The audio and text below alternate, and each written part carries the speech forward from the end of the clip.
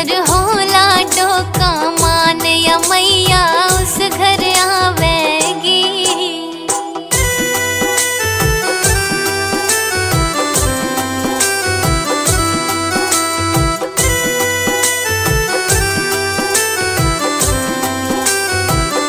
ये कन्या माँ का रूप बतावे जो लाडो के लाड लडावे। कन्या माँ का रूप बतावे जो लाडो के लाड लडावे।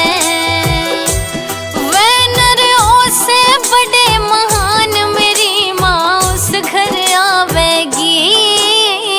ओ लाडो का मान मेरी माँ उस घर आवेगी। जिस घर हो लाडो का मान या मैया उस घर आवेगी।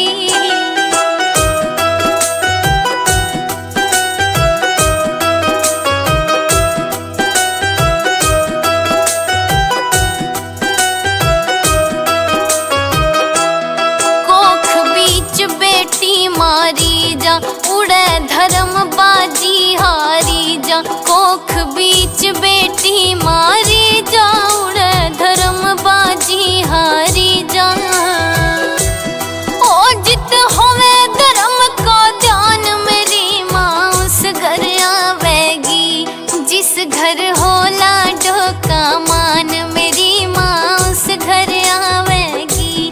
जिस घर हो लाडो का मान या मैया उस घर आवेगी।